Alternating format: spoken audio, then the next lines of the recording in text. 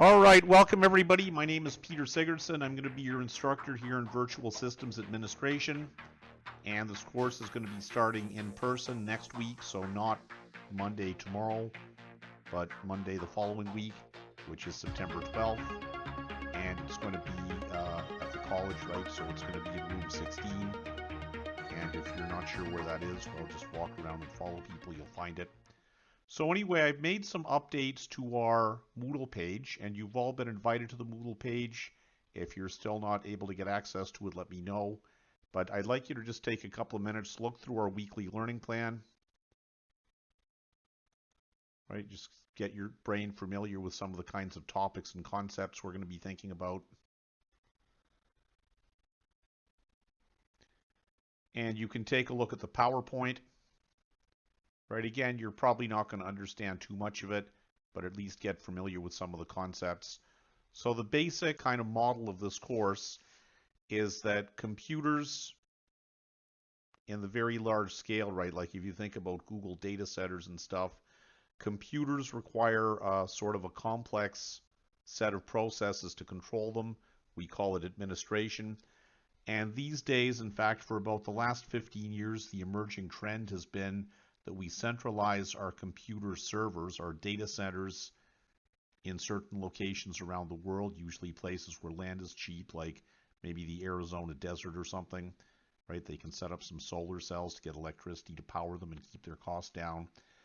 And obviously, we may want to have administration teams all over the world, like maybe in Toronto or something, running those server centers. So that's remote server administration. So what we're going to be learning about here is how do we use various techniques to control computer systems that are somewhere other than where we are, right? So remote or virtual, right? Virtual is just another term for remote computer systems. So anyway, take a look through all of that and just start to get familiar with some of those terms. And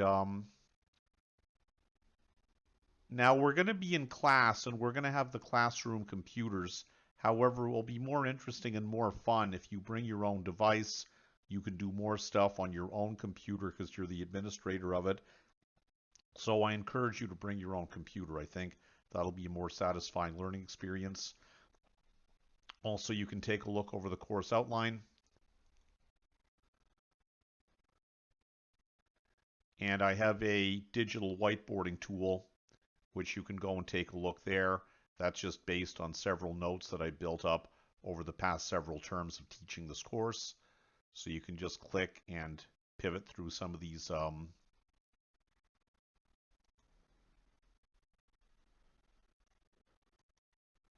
right, if it's the first time you've used it, Mind Map will give you a little tutorial to go and see how to use the various options there. But you can just drill into these different things here. And again, these are things that we're going to be developing during class. So I'll capture our lecture notes as we go along. And that way you'll have the experience of actually having study materials that you were there to see them developed, right? At the end, we'll have our own textbook in effect based just on this course.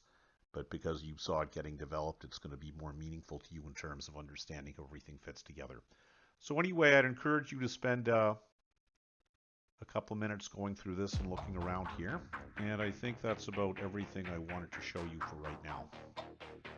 So you have my email in the page. If you have any questions, send me an email. Meanwhile, we will see you in class next week. Have a nice weekend. Bye.